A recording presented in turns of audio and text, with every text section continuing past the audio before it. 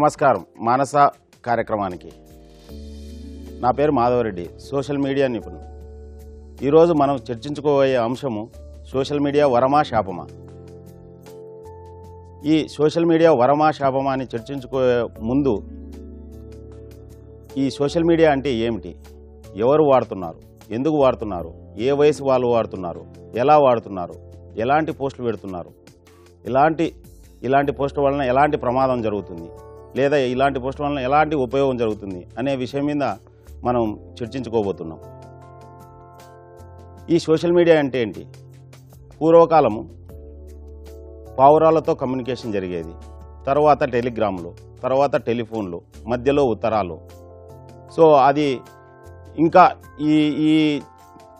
ఇలాంటి సమాజం ఇలాంటి విషయాలు ముందుకు పోయే సమయంలో కొన్ని క్లబ్బులు వచ్చినాయి, లేకపోతే కొన్ని సంస్థలు వచ్చినాయి, కొంతమందిని కలిపి కొన్ని చోట్ల మీటింగ్లు పెట్టడం ఇవన్నీ జరిగినాయి.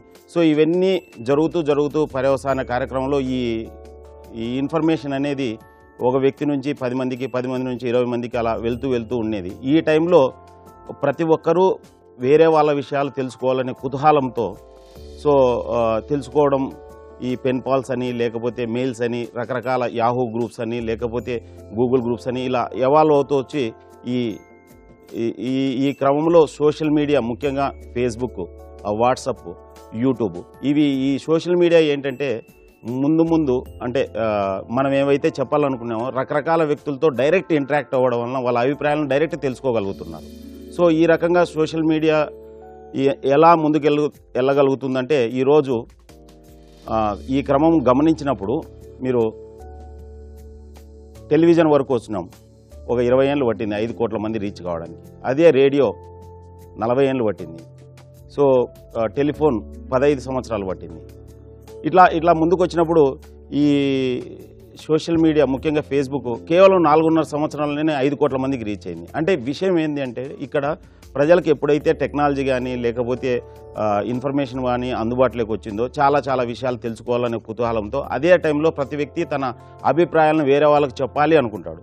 అదే రెగ్యులర్ మీడియాలో కొద్దిగా అందరికీ అవకాశం రాకపోవచ్చు. ఇక్కడ సోషల్ మీడియాలో ఎవరికైతే స్మార్ట్ మొబైల్ ఉంటుందో, లేకపోతే ఎవరికైతే ఈ ఇంటర్నెట్ యాక్సెస్ ఉంటుందో డెస్క్టాప్ ద్వారా కానీ లేకపోతే ల్యాప్టాప్ ద్వారా కానీ వాళ్ళ అభిప్రాయాలను లాగిన్ అయ్యి ట్విట్టర్ ద్వారా, ఫేస్బుక్ ద్వారా, లేకపోతే వాట్సాప్ ద్వారా సో బయటి ప్రపంచానికి తెలియజెప్పడానికి చాలా ఇంట్రెస్ట్ చూపిస్తున్నారు. ఈ తెలియజెప్పడం వరకు చాలా బాగుంది. బట్ ఇది ఎంతవరకు తెలియజెప్తున్నారు, ఏం తెలియజెప్తున్నారు, ఎలాంటి పరిస్థితులకు ఇది దారితీస్తుంది అనేది ఒకసారి మనం గమనించినారంటే దరిదాపు 13 సంవత్సరాల వయసు వాళ్ళు ఫేస్బుక్లోను లేకపోతే వాట్సాప్లోను ఆ కండిషన్స్ ప్రకారం జాయిన్ కావచ్చు. నిజంగా చెప్పాలంటే వాళ్ళు ఇంకా ముందుగానే జాయిన్ అవుతున్నారు, వేరే డేట్ ఆఫ్ బర్త్లు ఇవన్నీ చెప్తూ. ఇదే సోషల్ మీడియాలో అదే 65-70 సంవత్సరాలు లేకపోతే ఈవెన్ వయసుతో నిమిత్తం లేకుండా ఎంతోమంది రకరకాల వ్యక్తులు జాయిన్ అవుతున్నారు. అసలు ఈ సోషల్ మీడియా ఇంత ముందుకు పోవడానికి కారణం ఏంటంటే ప్రతి ఒక్కరూ యాక్సెప్టెన్స్ చేయడం వల్ల, ప్రతి ఒక్కరూ యాక్సెప్టెన్స్ చేస్తూ తమ అభిప్రాయాలను బాహ్య ప్రపంచానికి తెలియజెప్పడం వల్ల.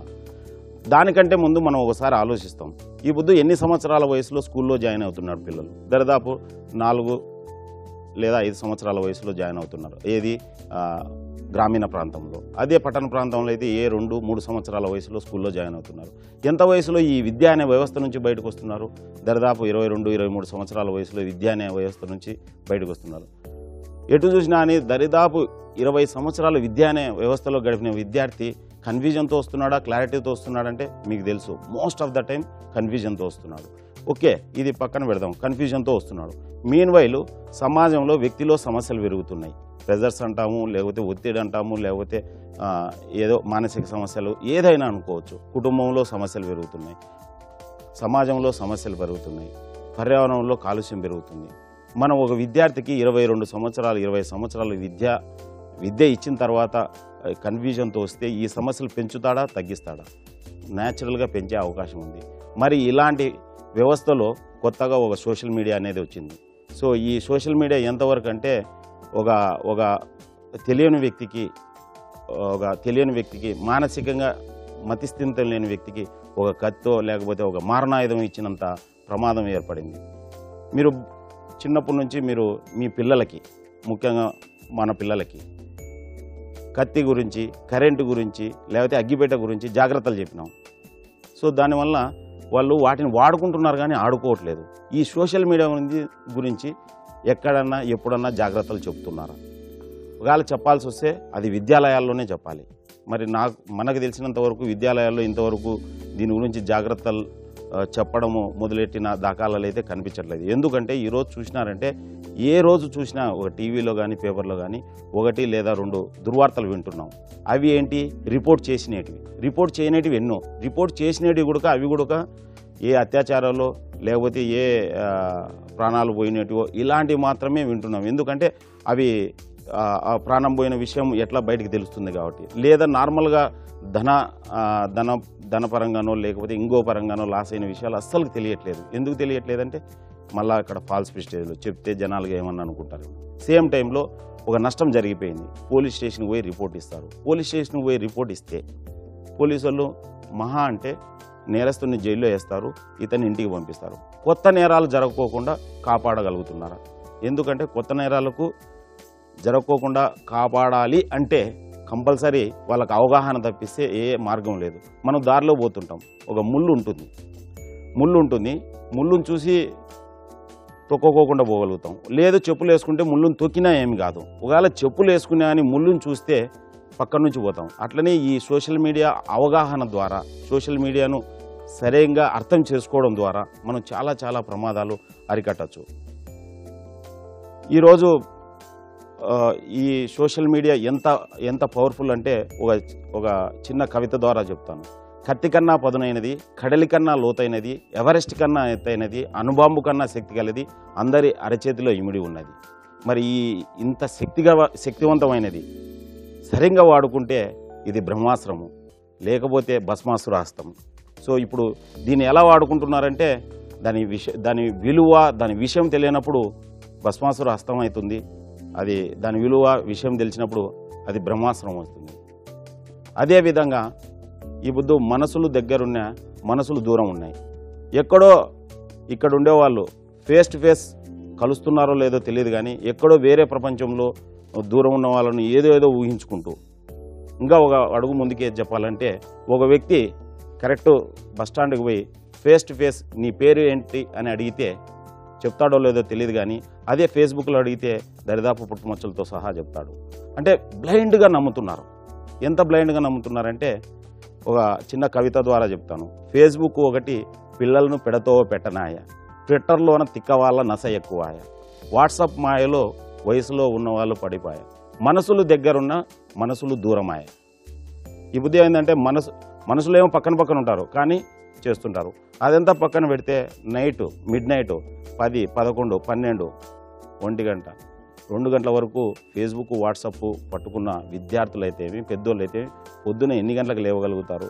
పొద్దున ఎన్ని గంటలకు లేచి వాళ్ళ కాలకృత్యాలు తీసుకొని వాళ్ళ నిత్య స్కూల్కి కానీ, కాలేజ్కి కానీ, ఆఫీసులకు కానీ వెళ్ళగలుగుతున్నారు. ఓకే, ఇవన్నీ చేస్తున్నందువలన వాళ్ళకి ఏమన్నా ఉపయోగం అంటే ఇట్స్ అగైన్ చాలా పెద్ద క్వశ్చన్ అన్నట్టు. ఇక్కడ చెప్పేది ఏదంటే ఈ ఫేస్బుక్ను లేదా వాట్సాప్ను వాళ్ళ ప్రయోజనాల కోసం ఎలా వాడుకోవాలనేది ఒకసారి ఆలోచిస్తే ఏం చేయాలి అంటే ఏం చేస్తే అది మనకి మంచిది అవుతుంది. ఏదో ఒక సామెత ఉంది, ఊరు మంచిదైతే నోరు మంచిదైతే ఊరు మంచిది అవుతుంది అన్నారు. ఇక్కడ ఫేస్బుక్లో పదం అంటే పోస్ట్ మంచిదైతే ఫేస్బుక్ మంచిది అవుతుంది. సో మనం పోస్ట్ పెట్టే దాన్ని బట్టి ఉంటుంది. ఈ మధ్యన మనం కొన్ని చూసింటాం, ఈ వాట్సాప్లో కానీ ఫేస్బుక్లో కానీ కొంత రాంగ్ ఇన్ఫర్మేషన్ వచ్చడం వలన సొసైటీలో అలజడి జరిగిన సందర్భాలు ఎన్నో ఉన్నాయి. సేమ్ టైంలో అరెస్టులు కూడా జరుగుతున్నాయి. సో ఇక్కడ విషయం ఏంటంటే మనం ఏం పెట్టాలనో తెలియనప్పుడు ఇవన్నీ ప్రాబ్లమ్స్ వస్తాయి. సో ఏం పెట్టాలి అనే విషయం గురించి ఒకసారి ఆలోచిస్తే ఏవైతే మనం పోస్టులు పెడతామో అవి మనకు, మన ఫ్యామిలీకి, మన బిజినెస్కి, లేకపోతే మనం పనిచేసే ఆర్గనైజేషన్కు, మన సమాజానికి, మన దేశానికి కొద్దిగా ఉపయోగపడేటట్లు పెడితే చాలా మంచిది. అవి ఎలాంటివి ఉండాలి? ఆలోచన రీకెత్తించే విధంగా ఉండాలి, క్రిస్ప్ ఉండాలి, ఎక్కువ సోది ఉండకూడదు, ఇతరులను వ్యతిరేకించేటట్లు ఉండకూడదు. సేమ్ టైంలో చాలా వరకు దానివల్ల ప్రయోజనం పొందేటట్లు ఉండాలి ఇతరులు. లేకపోతే మనం చెప్పినది విషయమే అటు చెప్తూ ఇటు చెప్పినారంటే వాళ్ళు మనం ముందు మనం ఎంత విజ్ఞానాన్ని పంచాలనుకున్నా మనకు దూరమయ్యే అవకాశం ఉంది. ఎలాంటి పోస్టులు పెట్టకూడదు అనుకుంటున్నారంటే ముఖ్యంగా వ్యక్తిగత విషయాలు సాధ్యమైనంత వరకు పెట్టకూడదు. ఎందుకంటే ఇక్కడ తెలియదు ఎవరితో కాంటాక్ట్ అవుతానో ఏం కాంటాక్ట్ అవుతున్నో తెలియదు. సేమ్ టైంలో ఇతరులను విమర్శించకూడదు. మనం చేసే కంపెనీని, ముఖ్యంగా గత కంపెనీని, మనం చేసే కంపెనీని ఎలాంటి పరిస్థితుల్లోనూ విమర్శించకూడదు. అదే విద్యార్థులు అయితే స్కూళ్ళు, టీచర్లు, ఇంకా సమాజంలో ఉన్నతమైన వ్యక్తులు, లేకపోతే మన దేశ సింబల్స్ కానీ, లేకపోతే జాతీయ చిహ్నాల గురించి కానీ, జాతీయ పతాకం గురించి కానీ అవమానించేటట్లు చేయదు. ఆ విధంగా ఏ దేశం గురించి కూడా అవమానించేటట్లు పెట్టకూడదు. దానివల్ల మనకు కొద్దిగా ఆనందం కలగచ్చు, కానీ దానివల్ల పెద్ద లాభమేమి ఉండదు. మన చరిత్రే చెబుతుంది, మన దేశ చరిత్ర వసుదైక కుటుంబం అని, ప్రపంచమంతా ఒక కుటుంబం అని. అట్లాంటప్పుడు ఏ దేశం వల్లైనా అని మనం విపరీతంగా వ్యతిరేకించాల్సిన పని లేదు. కాకపోతే అట్లని మనం అభిమానించాల్సిన పని కూడా లేదు. సాధ్యమైనంత వరకు ఈ సోషల్ మీడియా ద్వారా మన ఇన్ఫర్మేషను ఇతరులకు, వాళ్ళకు ఉపయోగపడేట్లు, మనకు ఉపయోగపడేట్లు ఉంటే మన ఇమేజ్ చాలా ముందుకు వెళ్ళే అవకాశం ఉంటుంది. సేమ్ టైంలో ఈ సోషల్ మీడియా ఎందుకు వాడుతున్నాము, ఎలా వాడుతున్నాము అనే విషయం మీద మనకు క్లారిటీ వచ్చినారంటే ముందు భవిష్యత్తులో దీనివల్ల మనకు, మన సమాజానికి ఉపయోగం పొందే అవకాశం ఉంటుంది. నేను కొన్ని ఎగ్జాంపుల్ చెప్తాను. ముఖ్యంగా ఈ సోషల్ మీడియాను నెగిటివ్గా వాడుకొని నష్టపోయిన వాళ్ళు, ఇక్కడ పేర్లు చెప్పలేము, కాకపోతే విషయ సూచకంగా ఎగ్జాంపుల్ చెప్పొచ్చు. ఒక ఇంజనీరింగ్ స్టూడెంటు ఇంటర్నేషనల్ స్కూల్ అమ్మాయిలను ఒక 200 మందిని టార్గెట్ చేసి వాళ్ళ నగ్న ఫోటోలన్నీ తెప్పించుకొని బ్లాక్మెయిల్ చేసినాడు. ఎవరో ఒక అమ్మాయి ముందుకు రావడం వల్ల అతన్ని అరెస్ట్ చేయగలిగినారు. అట్లనే ఒక వ్యక్తి ఒక ఫేస్బుక్లోను, వాట్సాప్లోను జాబ్స్ గురించి ప్రకటనలు ఇచ్చి ఒక 5,000 మందిని టార్గెట్ చేసి ఒక 300 మందిని రిజిస్టర్ మెయింటైన్ చేసి ఫిజికల్గా ఎక్స్ప్లాయిట్ చేసినాడు. Who is good, who is bad అని చెప్పి. సేమ్ కలకత్తాలో నుంచి కలకత్తా ఒక అమ్మాయి రాయ్పూర్లో ఒక అబ్బాయిని ప్రేమిస్తే డైరెక్ట్ వచ్చేసింది రాయ్పూర్కి. వచ్చేసిన తర్వాత భేదాభిప్రాయాలు వచ్చినాయి. ఆ అమ్మాయిని చంపేసి ఇంట్లోనే సమాధానం చేసిన సందర్భాలు ఉన్నాయి. అట్లనే చాలా విషయాల్లో ముఖ్యంగా భార్యాభర్తల మధ్య గొడవలు అవుతున్నాయి. ఈ మధ్యన పూణేలో ఒక సాఫ్ట్వేర్ ఇంజనీరు భార్య ఏదో ఫేస్బుక్లోనే ఎక్కడో కంటిన్యూగా ఆపరేట్ చేస్తుంది, లేకపోతే కంటిన్యూగా యూజ్ చేస్తుందని అబ్జెక్షన్ చేసినందుకు ఆ అమ్మాయి లేదు నేను వాడుతాననేందుకు ఆ అమ్మాయిని చంపేసి అతను ఆత్మహత్య. అంటే నేను ఇక్కడ చెప్పేది ఇది కారణమని చెప్పలేను, బట్ అది ఉత్ప్రేరకంగా పనిచేస్తుంది. కారణాలు ఏవైనా ఉండొచ్చు, ఇవి క్యాటలిస్ట్గా పనిచేస్తాయి అన్నట్టు. సో సాధ్యమైనంత వరకు ఈ సోషల్ మీడియాని సరిగ్గా అర్థం చేసుకొని వాడగలిగితే దీనివల్ల లాభాలు అనేకం. సో ఇదే సోషల్ మీడియా ద్వారా చాలామంది గొప్ప వ్యక్తులు ఎన్నో కార్యక్రమాలు చేస్తున్నారు. ఒక రక్తదానం కావచ్చు, లేకపోతే అవేర్నెస్ కావచ్చు, అవేర్నెస్ రిలేటెడ్ టు ఎన్విరాన్మెంట్ కావచ్చు, ఎడ్యుకేషన్ గురించి కావచ్చు, ఎంప్లాయ్మెంట్ గురించి కావచ్చు, లేకపోతే చాలా సమాజహితమైన ఎన్నో పనులు చేస్తున్నారు. ఎందుకు వాళ్ళకి కరెక్ట్గా దీన్ని ఎందుకు వాడాలో అనే విషయం తెలుసు కాబట్టి. సో ఇక్కడ చెప్పించేది ఏంటంటే ఇక్కడ మానవ సంబంధాల గురించి మనం క్లుప్తంగా మాట్లాడుకోవాలి. మానవ సంబంధాలు ఏంటి? నేల విడిచి సాము చేయమని కాదు. ఇక్కడ మనము మన సరౌండింగ్స్ వ్యవస్థను మనం సరిగ్గా అర్థం చేసుకోగలిగితే బాహ్య ప్రపంచాన్ని ఈజీగా అర్థం చేసుకోగలుగుతాం. ఇక్కడ మనకు ఫేస్ టు ఫేస్ నలుగురు తెలియనప్పుడు ప్రపంచంలో వేల మంది తెలిసి వాళ్ళు చేసే లైక్లు, వాళ్ళు చేసే కామెంట్ల వల్ల పెద్ద ఉపయోగం ఉండదు. సో ఒక చిన్న కవిత ద్వారా చెప్తాను. అంతరిక్షంలోకి ప్రవేశించిన, అంతర్జాలంలోకి వెళ్ళిన, అమెరికా డాలర్ కోసం ప్రయత్నించిన ఆనందం మానవ సంబంధాల మీదనే. ఇక్కడ మానవ సంబంధాలు ఆన్లైన్లో కాకుండా ఆఫ్లైన్లో బాగుంటే ఆటోమేటిక్గా అవి ఆన్లైన్లో రిఫ్లెక్ట్ అవుతాయి. సో అదే ఆఫ్లైన్లో బాగలేవనుకోండి, ఆన్లైన్లో ఎలా ఉన్నాయని అది వేస్ట్. ఆఫ్లైన్లో బాగున్నప్పుడు ఆన్లైన్లో ఆటోమేటిక్గా రిఫ్లెక్ట్ అయితే దానివల్ల యూజ్ కూడా ఉంటుంది.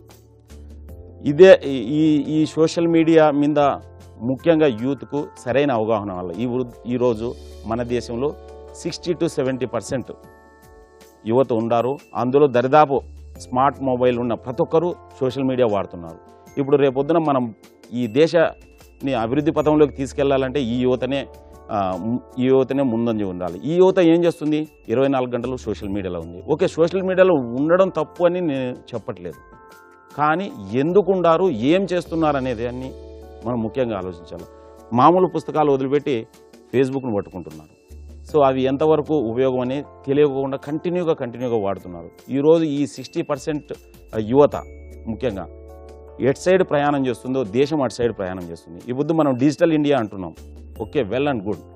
కానీ సేమ్ టైంలో వైఫై ఫ్రీ ఇచ్చి డిఫరెంట్ నెట్వర్క్స్లో సెర్చ్ చేసినారంటే ఎక్కువ శాతం అసభ్యకరమైన వీడియోలు డౌన్లోడ్ చేసినట్లు మనకు రిపోర్ట్స్ చెప్తున్నాయి. మన దేశము రాష్ట్ర ప్రభుత్వమైనా కానీ కేంద్ర ప్రభుత్వమైనా కానీ టెక్నాలజీ ద్వారా సాధ్యమైనంత వరకు ఇన్ఫర్మేషన్ అందించాలనికి ట్రై చేస్తుంది.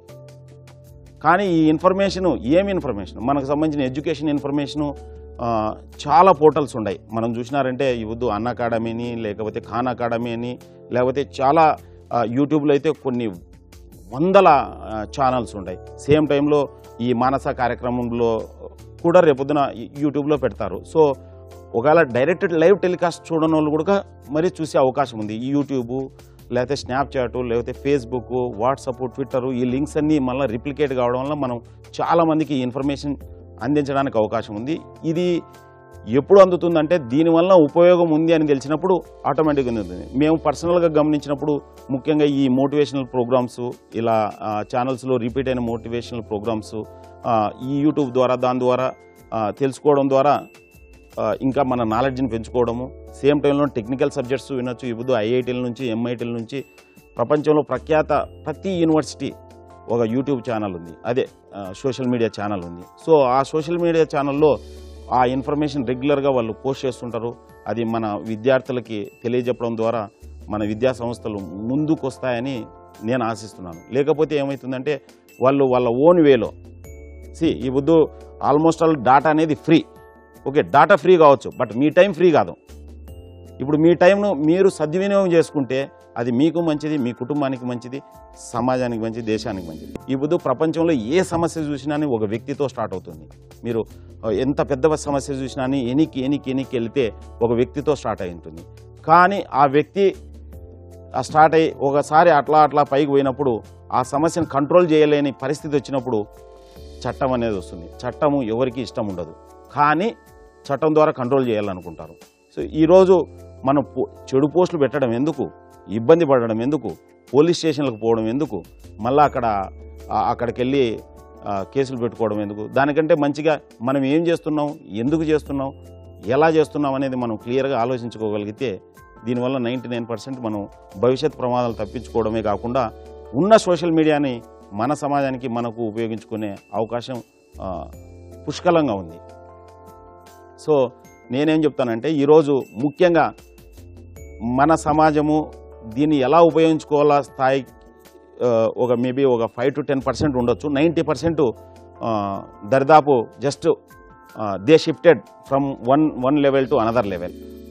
సో వాళ్ళు వచ్చి ఫేస్బుక్లో ఏం జరుగుతుంది, ఎవరేం పోస్ట్ చేస్తున్నారని చూస్తున్నారు. సో ఇక్కడ చెప్పేది ఏంటంటే ఇది ఎందుకు చేస్తున్నారు, ఎలా చేస్తున్నారు, మీకు ఎలా ఉపయోగించుకోవాలా అనేది మనం ఒక విద్యాలయాల ద్వారా కానీ లేదా ఇలాంటి కార్యక్రమాల ద్వారా కానీ మనం చెప్పించగలిగితే సో భవిష్యత్తులో ఇదే సోషల్ మీడియా ద్వారా మన దేశంలో యువతకు చాలా స్ఫూర్తినిచ్చే కార్యక్రమాలు చేపట్టవచ్చు.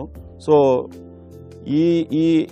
ఈ విషయము ముందుకు తీసుకెళ్ళాలి అంటే ముఖ్యంగా సంస్థలు, అవి జాతీయ సంస్థలు కావచ్చు, అంతర్జాతీయ సంస్థలు కావచ్చు, లేదా స్వచ్ఛంద సంస్థలు కావచ్చు, లేకపోతే విద్యాలయాలు కావచ్చు, ఈ సోషల్ మీడియా ఉపయోగించుకున్న వాళ్ళకి వరము, లేకపోతే ఉపయోగించుకునే వాళ్ళకి అనే దానికంటే చెడుగా ఉపయోగించుకునే వాళ్ళకి శాపంగా పనిచేస్తుంది. నాకు తెలిసిన కొన్ని ఎగ్జాంపుల్ చెప్తాను, కరెక్ట్ నా దృష్టిలోకి వచ్చినడే చెప్తాను. ఒకసారి నేను మా ఇంటికి సాయంత్రం పూట వెళ్ళాను. సోషల్ మీడియా అదే వాట్సాప్ ఫేస్బుక్ ఓపెన్ చేసినాను. దాంట్లో అంతా రకరకాల బొమ్మలు కనపడినాయి. మా బాబు అప్పుడు 10th క్లాస్ చదువుతున్నాడు. మా బాబుని అడిగినాను, ఏంట్రా అని అడిగితే నాకు తెలియదు డాడీ అన్నాడు. కానీ ఆ అకౌంట్ అంతా పరిశీలిస్తే ఒక వ్యక్తి పేరుతో ఉంది. ఆ వ్యక్తి ఎవరంటే మా ఫ్రెండ్ అన్నాడు. మరి ఆ ఫ్రెండ్ ఏం చేసినాడని అడిగినాను. నాకు తెలియదు డాడీ అన్నాడు. ఆ అబ్బాయి ఇది చేసినాడని చెప్పినాను. నాకు చిన్న డౌట్ వచ్చి ఆ అబ్బాయిని పిలుచుకొని రమ్మని చెప్పినాను. ఆ అబ్బాయిని పిలుచుకొని వచ్చినాడు. ఆ అబ్బాయిని అడిగినాను, నువ్వు ఐప్యాడ్ ముట్టుకున్నావా? ఎస్ ముట్టుకున్నాను. మరి ఐప్యాడ్లో ఏం చేసినావు? నేనేం చేయలేదు. మరి ఇది ఎవరిది? నాది కాదు. మరి మా అబ్బాయి నాది కాదంటాడు, అతన్ని నాది కాదంటాడు. తర్వాత తెలిసింది వీళ్ళను ఇలా హ్యాండిల్ చేయడం కష్టం అనే ఉద్దేశంతో మా బాబును బాబు పోయి బండి కీసి తీసుకొని రాపో, పోలీస్ స్టేషన్లో ఇస్తాము, ఇది ఎవరు లాగిన్ అయినారో వెంటనే చెప్తారని అప్పుడు అంకుల్ నేనే వాడినాను. ఆ పిల్లని వయసు 9th క్లాస్. ఏంటిరా ఇంత వయసులో ఈ వయసులో ఇవన్నీ చేస్తున్నావు, ఎందుకు చేస్తున్నావు ఏందని అనేది సైలెంట్గా ఉన్నాడు. అంతలేక వాళ్ళ నాన్న వస్తున్నాడు. అంకుల్ మా నాన్నకు చెప్పకండి అంకుల్ అని. ఏం చెప్పాలంటే ఎడ్యుకేషన్ మీద గైడెన్స్ ఇస్తానని చెప్పండి అంకుల్ అని. కానీ ఒక వ్యక్తిగా బాధ్యత గల పౌరునిగా చెప్పాల్సిన బాధ్యత నాకు ఉంది. వెంటనే వాళ్ళ నాన్నకు ఉన్న విషయం చెప్పినాను. ఉన్న విషయం చెప్తే నేను ఆశ్చర్యపోయినాను. ఫస్ట్ ఏంటన్నాడంటే, సార్ నా కళ్ళు ఈరోజు తెరిపించారు ఒకటి. సెకండ్ థింగ్ ఏంటంటే అతను వృత్తిరీత్యా మాదాపూర్ ఏరియాలో చాలా ఇళ్లలో ఇంటర్నెట్ కనెక్షన్స్ చూస్తుంటాడు అన్నట్టు. సో ఇంటర్నెట్ కనెక్షన్స్ ఇవన్నీ చూసేటప్పుడు ల్యాప్టాప్ పెట్టి చెక్ చేసినప్పుడు దరిదాపు 4 రూమ్లు 3 రూమ్లు ఉంటే 3-4 ల్యాప్టాప్లు ఉండడం, పిల్లలకు ఒక ల్యాప్టాప్ ఉండడము, ప్రతి పీసీలోనూ ప్రతి ల్యాప్టాప్లోనూ దరిదాపు అతను చూసిన ఏ ల్యాప్టాప్లోనూ పీసీలోనే కానీ 60-70% ఈ అన్వాంటెడ్ స్టఫ్ పిల్లలు యూజ్ చేస్తున్నారని తెలుసుకొని ఇలాంటిది మా పిల్లలు యూజ్ చేయబోతారని అనుకున్నాడో ఏమో. అతను ఉన్నప్పుడు మోడెంకు కనెక్ట్ చేయడము, పని అయిపోయిన తర్వాత డిస్కనెక్ట్ చేయడం అలాంటివి చేసినాడు. కానీ ఆయనకు తెలియదు వాళ్ళ బాబు బయట అకౌంట్ ఓపెన్ చేసి ఇంటర్నెట్ సెంట్లో ఇంకొకరి ఐప్యాడ్ ద్వారా కానీ ల్యాప్టాప్ ద్వారా యాక్సెస్ చేస్తున్నాడు. ఇక్కడ విషయం ఏంటంటే ఆ పిల్లలకి ఈ సడన్ మీడియా ఎక్స్ప్లోరేషన్ వల్ల అట్లా తల్లిదండ్రులకు తెలియదు, అట్లా పిల్లలకి తెలియదు. సేమ్ టైంలో సొసైటీ కూడా వాళ్ళకు గైడెన్స్ ఇచ్చే స్థాయిలో లేదు. కాబట్టి చాలా చాలా ఇబ్బంది పడుతున్నారు. అంటే నాకు వ్యక్తిగతంగా నా దృష్టికి వచ్చినది ఈ కేసు చెప్తున్నాను. ఇలాంటివి చాలా చాలా రెగ్యులర్గా జరుగుతున్నాయి. ఇంకా మోసాల గురించి అంటారా, నైజీరియన్ మోసాలు అంటారు. అది నిజంగా నైజీరియన్ చేస్తారా లేకపోతే వేరే దేశాలు చేస్తారా అని తెలియదు. ఏవో లాటరీ వచ్చినాయి, లేకపోతే మా దగ్గర డబ్బులు ఉన్నాయి, లేకపోతే నేను నిన్ను ప్రేమిస్తున్నాను, లేకపోతే మా దగ్గర ఈ ప్రోడక్ట్కు డిమాండ్ ఉంది, లేకపోతే మా బ్యాంకులో ఎవడో చనిపోయినారు, ఈ డబ్బులు ఉన్నాయి. ఇట్లా ఒక 20-25 రకాల, లేకపోతే ఫోన్ చేస్తారు ఏమని, మీకు లాటరీ వచ్చింది, లేకపోతే మీరు ఈ 4 క్వశ్చన్లకు ఆన్సర్ చెప్తే మీకు ఇంత ఉంది. ఇవన్నీ పక్కన పెడితే ఈ పొద్దు మన విద్యా వ్యవస్థలో పిల్లలు ఇంజనీరింగ్ చదువుతున్నారు, 4 ఏళ్ళు చదువుతున్నారు. లిటరల్గా చెప్పాలంటే రిపోర్ట్స్ ఏం చెప్తున్నాయంటే ఓన్లీ 10-15% మాత్రమే జాబ్కి ఎలిజిబిలిటీ అని చెప్తున్నాయి. ఈ 10-15% జాబ్కి ఎలిజిబిలిటీ అంటే 90%, 85-90% నాట్ ఎలిజిబుల్ చెప్తున్నారు. రేపు పొద్దున ఏం చేస్తారు వాళ్ళు, ఏదో ఒక పేరుతో వాళ్ళ పేరుతోనో నౌకరీలోనో లేకపోతే ఇంకో చోట్లోనో అప్లోడ్ చేస్తారు ఏది రిజ్యూమ్. ఆ రిజ్యూమ్ని ఎవడో డౌన్లోడ్ చేసుకొని వెంటనే నీ క్వాలిఫికేషను, నీ మార్క్స్, లేకపోతే నీ బయోడేటా మాకు నచ్చింది, నీకు జాబ్ ఇస్తాను అంటారు. సో వెంటనే దానికి సంబంధించిన ఒక ఇంటర్వ్యూ ఏదో ఫార్మల్గా టెలిఫోనిక్ ఇంటర్వ్యూనో లేకపోతే వేరేదేదో జరిపి మాకు ఇంత డిపాజిట్ కట్టండి, లేకపోతే మేము మెడికల్ టెస్ట్ అని, ఇట్లా రకరకాల ఆల్రెడీ మోసాలు స్టార్ట్ అయినాయి. బట్ ఈ మోసం అనేది తెలుసుకునే లోపలే వీళ్ళు మోసపోయి ఉంటారు. ఇంకొకటి ఎట్లుందంటే ఈరోజు ఈ సోషల్ మీడియా క్రైమ్స్ వరకు వచ్చినారంటే మీరు బాగా గమనించినారంటే సమస్య తన వరకు వస్తేనే కానీ అది సమస్య కాదు అనే స్థితిలో సమాజం ఉంది. సో దానివల్ల ఏమైందంటే ఈ నేరాలు పెరుగుతూ పోతున్నాయి. ఓకే, దీన్ని మంచిగా వాడుకుంటారా లేదనేది పక్కన పెడితే కనీసం నష్టపోకూడదు అనేది మన అభిప్రాయం. సో మంచిగా వాడుకునే వాళ్ళు ఎనీ వాళ్ళ కెపాసిటీని బట్టి వాళ్ళ విజ్ఞానాన్ని బట్టి అది ఆధారపడి ఉంటుంది. సో దీనివల్ల నష్టపోకూడదు అంటే కంపల్సరీ అది విద్యాలయాల్లోనూ కానీ లేకపోతే సంస్థల ద్వారా కానీ లేకపోతే కాలనీస్ ద్వారా కానీ కమ్యూనిటీస్ ద్వారా కానీ లేకపోతే ఇలాంటి ప్రోగ్రామ్స్ ద్వారా కానీ అవేర్నెస్ కల్పించడం తప్పిస్తే వేరే మార్గం లేదు నా దృష్టిలో. ఎందుకంటే ఒకసారి సంఘటన జరిగిన తర్వాత మీకు తెలుసు, పోలీస్ కేసు అవుతుంది, పోలీసు నేరస్తుని జైల్లోకి పంపిస్తారు, ఇతని ఇంటికి పంపిస్తారు. ఇలాంటి తర్వాత కొత్త నేరాలు జరగవా, ఇవి ఆగిపోతాయంటే it is a big question. So social media వరమా శాపమా అనే విషయానికి వస్తే మంచిగా వాడుకునే వాళ్ళకు వరము, దాన్ని ఎలా వాడుకోవడంలో తెలియని వాళ్ళకు నిజంగా శాపం. అది సమయం రూపంలో కావచ్చు, డబ్బు రూపంలో కావచ్చు, మానవ రూపంలో కావచ్చు, ప్రాణం రూపంలో కావచ్చు, వాళ్ళు నష్టపోయే అవకాశం ఉంది. సో ఈ సోషల్ మీడియాను మీరు మంచిగా వాడుకుంటారని ఆశిస్తూ మరొక ఎపిసోడ్లో కలుసుకుందాము. ధన్యవాదాలు.